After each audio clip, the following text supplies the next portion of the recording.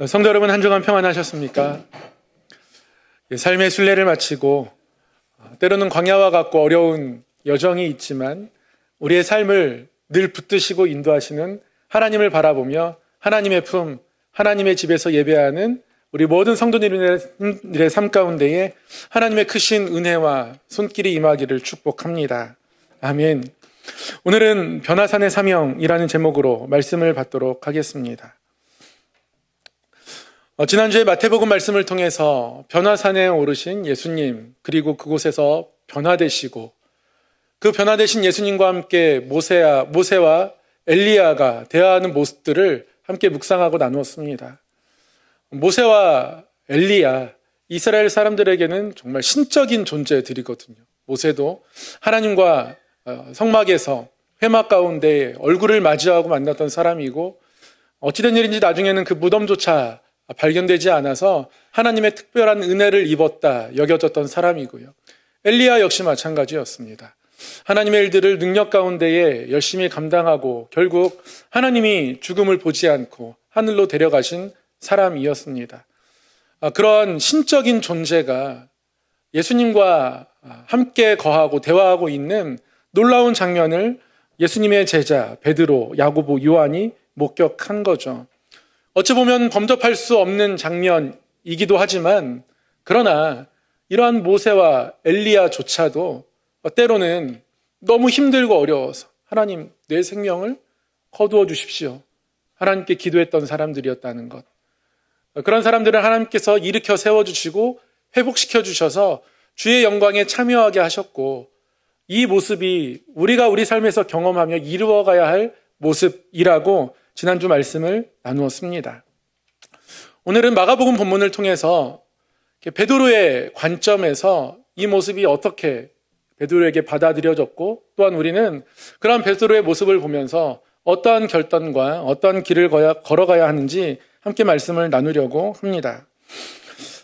이 변화산에서 예수님이 변화하시고 그 영광을 나타내시고 신적인 모습을 드러내실 때에 이 장면을 바라보는 베드로, 너무 눈부시고 놀라웠지만 한편으로는 두려웠습니다. 이게 전혀 예상할 수 없었던 장면이었거든요. 상상도 못했습니다. 예수님과 산에 올라가실 때 베드로 딴에 상상하면 한 이 정도까지는 상상할 수 있겠죠. 뭔가 예수님께서 특별하게 기도할 일이 있으셨나 보다. 기도하려고 우리를 데리고 올라가셨나 보다. 이 정도까지 상상할 수 있을 것 같습니다. 근데 여기서 예수님의 이런 모습, 모세와 엘리야, 이런 신적인 모습들을 만나게 될 것을 준비하지 못했을 겁니다. 하나님의 임재가 지금 너무 강하게 드러나는 순간이에요. 문제는 이것이 베드로에게 무척이나 두렵게 다가왔다는 겁니다. 하나님 강림하시는 가운데 아무런 준비 없이 간다는 건 두려움 그 자체였거든요.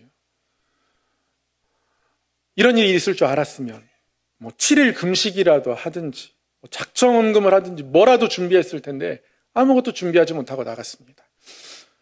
시내산에서 출애굽한 이스라엘 백성들에게 하나님 찾아가셨을 때 모세를 시내산 위에 올라오라고 불러 올리시며 하나님이 모세를 통하여서 이스라엘 백성들에게 당부한 게 하나 있습니다. 경계선을 그어주셨어요. 그리고 여기를 넘어오지 못하게 하셨습니다. 여기를 넘어오면 아무 준비 없이 여호와께 와서 보려고 한다면 오히려 그들은 그렇게 하다가 많이 죽게 될 것이다. 많이 죽을까 하노라. 이렇게 말씀하시면서 백성들이 정한 선을 넘어오지 못하게 하셨습니다.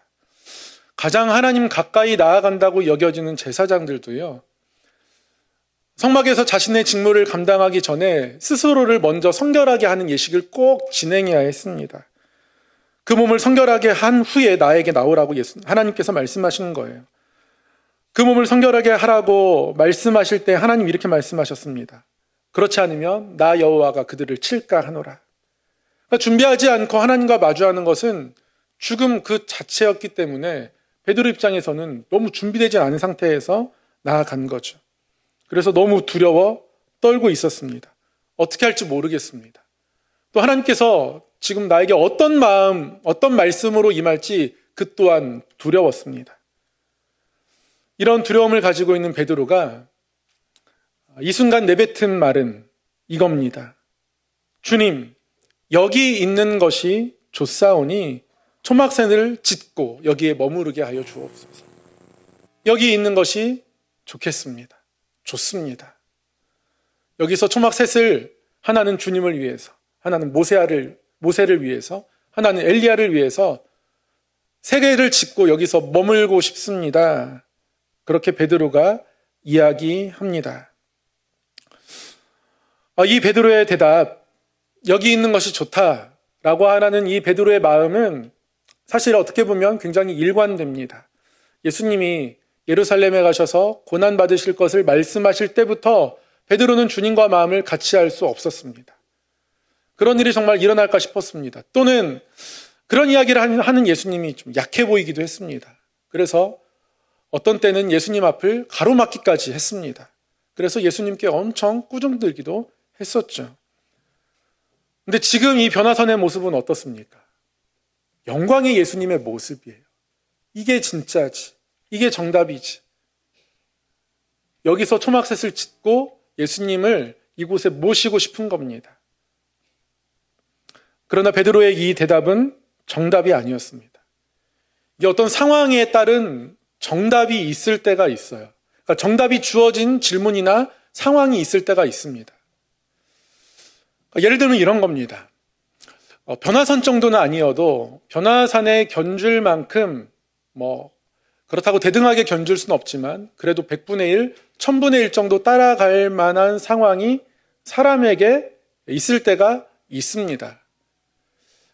남자들에게는 그럴 일이 좀 없을 것 같고요. 남자들은 일단 예선 탈락하시고 여자들에게 그런 일이 있을 때가 있습니다. 빛나는 순간. 웨딩드레스 입는 순간. 변화산과 견줄 그런 건 아니지만 그래도 사람이 이렇게 밝게 빛나나 싶은 순간입니다. 모든 웨딩샵에는요, 웨딩드레스를 입는 그 자리에 무대처럼 설치되어 있습니다. 그리고 커튼이 두려져 있고요. 그 위에 보면 밝은 조명이 그곳을 비춥니다. 그러면 결혼식을 준비하는 신랑 신부가 이제 어느 시점이 되면 웨딩드레스를 고르겠죠. 고른 웨딩드레스를 이렇게 입어보면서 어떤 걸 당일날 입을까 고민도 하고 결정도 하게 되는데요. 그 웨딩드레스를 입어보는 그 순간 다른 옷을 입는 것과는 다르게 커튼으로 가려주고 조명을 쫙 비춘 다음에 한 스타가 등장하듯 커튼을 열어 젖히면서 신랑이 신부의 모습을 보게 됩니다. 이때 신랑의 반응은 답이 정해져 있습니다. 잘 어울리나 갸우뚱하는 순간 이거는 비극의 시작입니다. 답을 피해가는 거예요. 무조건 답은 정해져 있어요. 일단 할 말을 잃어야 합니다. 턱을 한 3초 정도 내리고 있고요. 그 다음에 혼잣말로 이쁘다. 정말 무의식층에 나온 것처럼. 이게 정답이에요. 답은 정해져 있습니다. 여기서 갸우뚱하면 그 이후에 결혼식 준비가 힘들어질 수가 있어요. 제가 약간 재밌는 상황을 말씀드렸지만 하나님께서 그 영광을 나타내실 때에는 사실 반응이 정해져 있습니다. 이사야 6장이 정답입니다. 이사야 또한 하나님의 영광을 보았습니다. 빛나고 높은 보좌를 보았습니다.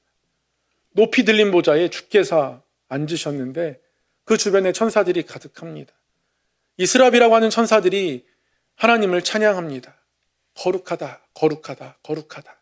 만군의 여호와여, 그 영광이 온 땅에 충만하도다. 찬양합니다.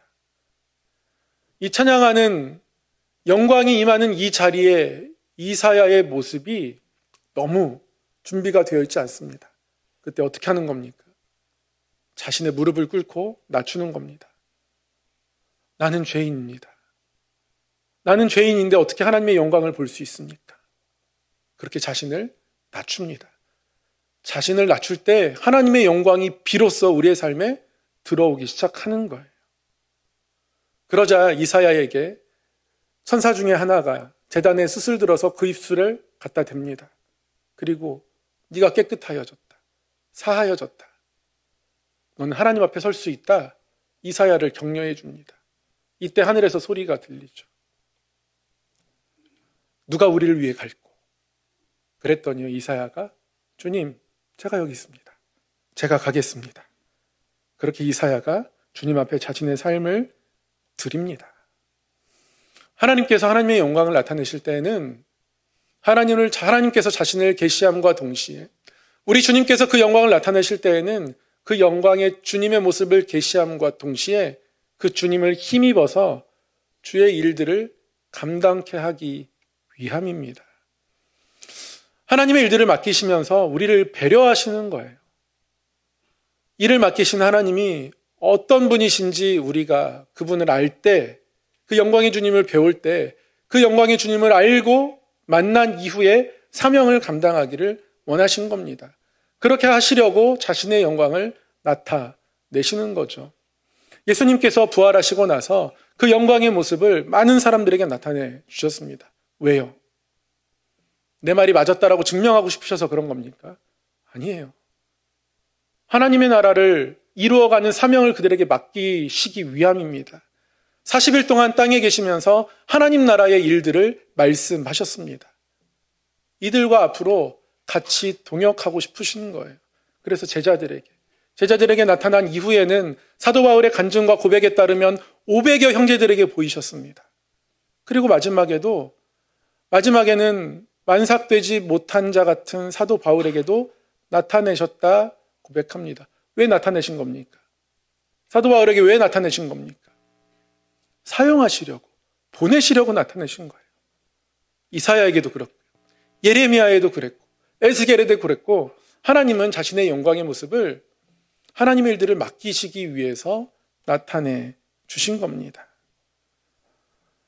그래서 주님은 이사야에게 그러하셨듯 하나님의 소리를 이 변화산에서도 나타내 주십니다.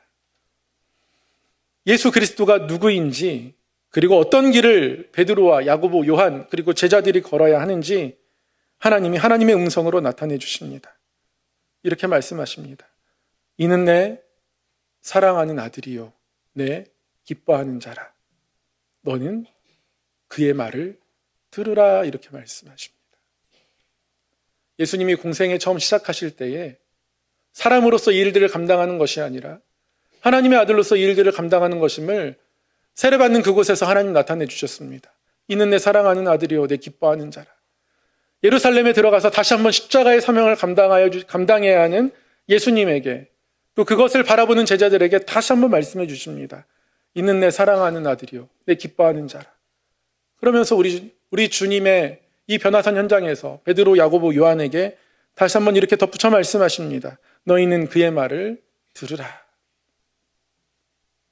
베드로와 야고보, 요한이 여기까지 예수님 따라왔고 그 걸음 참 귀하지만 불러주신 예수님께 응답하며 여기까지 왔는데요.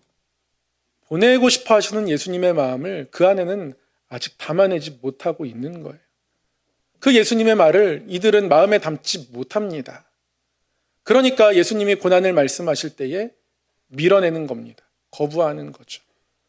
그래서 예수님이 지금 어떠한 존재인지 다시금 영광의 주님을 바라보게 하시는 겁니다. 예수님이 이러한 장면을 이러한 이유로 베드로에게 허락하여 주셨음을 오늘 말씀을 살펴보면 더욱 분명하게 알 수 있습니다.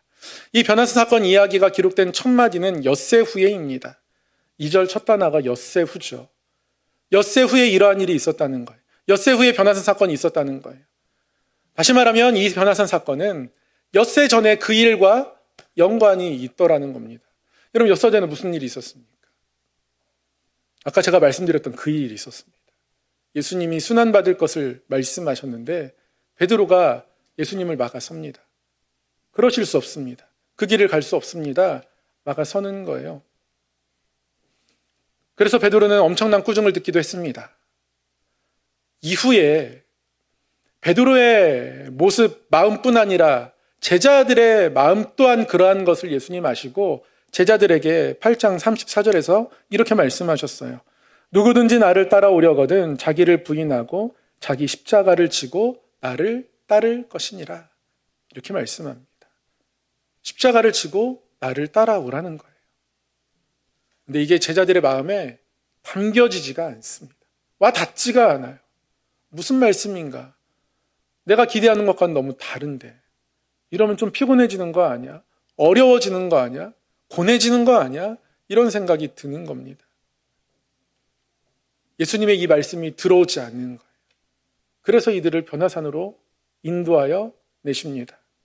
그리고 거기서 영광의 주님의 모습을 보여주십니다. 그리고 모세와 엘리야도 보여주십니다.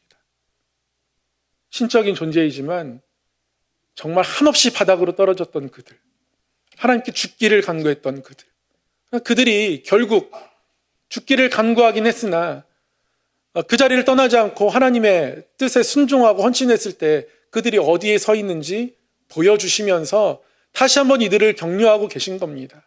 영광의 모습을 보여주시면서 나와 함께 사명의 길을 가자라고, 내가 너희를 보내는 그 길에 너희가 나를 바라보며 갔으면 좋겠다라고 영광의 모습을 지금 보여주고 계신 겁니다. 변화사는 그러한 자리입니다. 우리가 사명의 길을 가지만 주님 때문에 이 길을 갈 수 있음을 깨닫게 되는 것, 그리고 결국 우리가 영광의 주님과 함께 그렇게 서게 되는 것을 보는 자리입니다. 때로는 베드로처럼 초막셋을 짚고 거기에 멈추고 싶은 마음이 들 때가 있어요. 십자가가 있는 자리로 나아가지 않고 싶을 때가 있습니다. 여기서 초막셋을 짚고 여기서 주님과 함께 거하면 얼마나 좋을까. 고통도 없고 힘든 일도 없고. 그러나 우리 주님은 십자가의 길을 가시고자 하고 계시고 그 은혜를 우리가 힘입었고 또한 우리가 그 길을 함께 가기를 원하십니다. 그러나 그게 우리가 고통과 고난으로 끝나는 자리가 아니라 영광의 자리인 것을, 오히려 우리는 때로는 초막셋을 짚고 싶지만, 편안하고 싶고 쉬고 싶지만, 그러나 우리가 초막셋 짚는 것을 포기하고 주님을 따라가면 오히려 주님께서 우리를 위한 초막을 지어주시고 기다리시며 모세와 엘리야와 함께 교제하듯 우리로 그렇게 하시겠다고 약속해 주시는 장면이 이 변화산인 겁니다. 더군다나 우리 주님은 영광의 모습을 그들 가운데 나타내시며 뭐라고 말씀하셨어요? 내가 세상 끝날까지 너희와 함께 하시겠다 말씀하여 주셨습니다. 하나님의 영광을 우리가 그의 길을 따라가는 걸음걸음 가운데에 나타내 주시겠다고 약속하신 거예요. 저희 아들이 초등학교 한 3학년, 4학년 때쯤 합기도를 다니고 있었습니다. 집 근처에는 합기도장이 없었어요. 좀 멀리 떨어져 있었습니다. 집에서 버스로 한 3정거장, 4정거장. 제가 데려다주고 데려오고 이렇게 했었는데요. 좀 귀찮기도 하고 어느 정도 컸으니까 저도 제가 4학년 때는, 초등학교 4학년 때는 혼자 버스 타고 이렇게 다니기도 했었거든요. 그래서 그런 기억들을 떠올리면서 얘가 버스 타고 혼자 여기를 왔다 갔다 했으면 좋겠다, 이제 이런 생각이 들었습니다. 그래서 이제 버스 타는 법을 가르쳐야겠다. 그래서 제 차로 가지 않고 집 근처 정류장에서 버스를 타고 여기서 타는 거야. 자, 몇 번 버스를 타면 돼? 가고서 여기서 내리는 거야. 내릴 때 조심해야 돼. 꼭 여기서 내려야 돼. 혹시 한 정거장 더 가면 이렇게 이 길로 오면 돼. 여러 가지 시나리오를 짜가지고 그대로 구현하고 끝날 때도 가서 기다리고 있다가 버스 타고 정류장이 여러 개 있지만 여기서 타는 거야. 그 합기도장이 이제 양재역 근처에 있었거든요. 혹시 양재역 가보셨습니까? 이 양재역과 강남역 사이에는 정말 많은 버스 정류장이 있습니다. 어디서 타는지 너무 헷갈려요. 지금이야 앱이라도 있는데 정말 헷갈리거든요. 그래서 여기 사이에 요 간판 앞에 여기서 타야 돼. 딴 데서 타면 안 돼. 다른 버스 타면 안 돼. 막 강조하면서 알려줬어요. 그리고 드디어 디데이가 되었습니다. 제가 어떻게 할까요? 잘 알려줬으니까. 그래, 내가 생각할 때 2살 때, 3살 때부터 얘는 천재였어. 이 정도 알려줬으면 충분히 잘 해낼 거야. 이렇게 하고 집에서 TV 보고 야구 보고 막 그러고 있겠습니까? 그렇지 않죠. 몰래 숨었습니다. 학기도 끝나고 얘가 정류장을 찾아가는지 지켜보는 거예요. 남들이 보면 유괴범이 아닐까? 의심할 것 같기도 하지만 계속 이렇게 눈을 떼지 않고 졸졸졸 따라갑니다. 버스 타는 것을 확인하고 처음에는 그 정류장 아닌 곳에 서더라고요.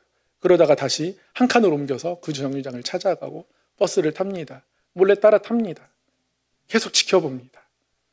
본인은 모르죠. 제가 함께하고 있는 줄. 어떤 상황이 발생하면 제가 나타나 도울 겁니다. 성도의 사명의 길은 그런 곳입니다. 우리의 가정도요. 하나님 주신 사명의 자리이고 우리의 모든 만남의 자리 또한 사명의 자리입니다. 그 자리에서 언제 우리가 지치게 됩니까? 내가 나를 바라볼 때 그렇습니다.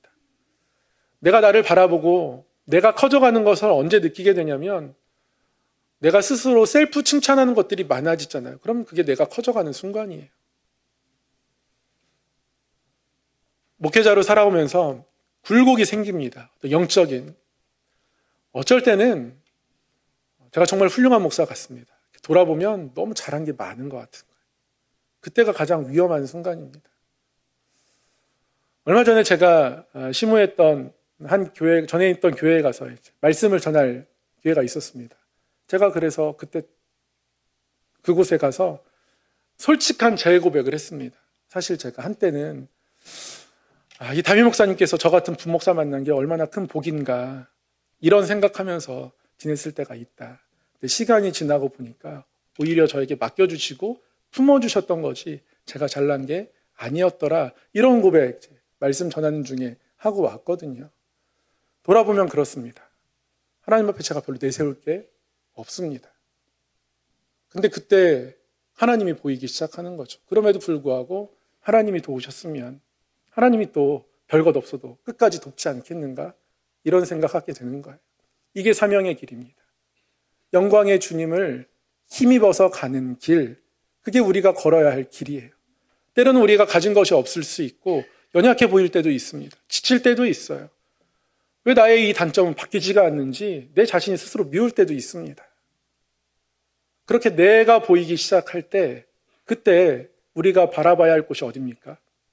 변화산.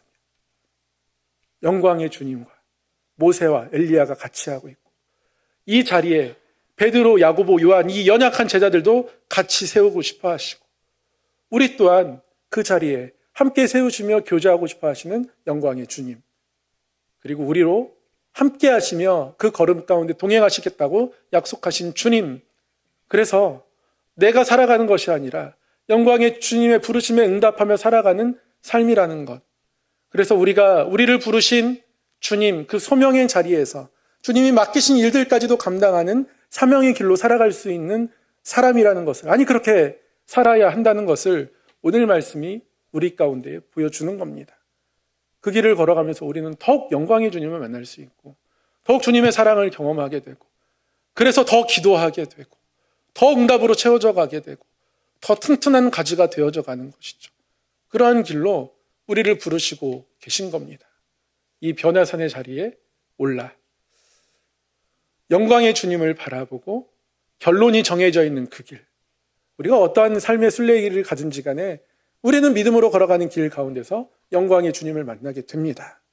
그 길들을 나의 힘 내려놓고 영광의 주님 의지하며 살아가는 아름다운 복된 성도 되기를 주님의 이름으로 소망하고 축복합니다. 기도하겠습니다.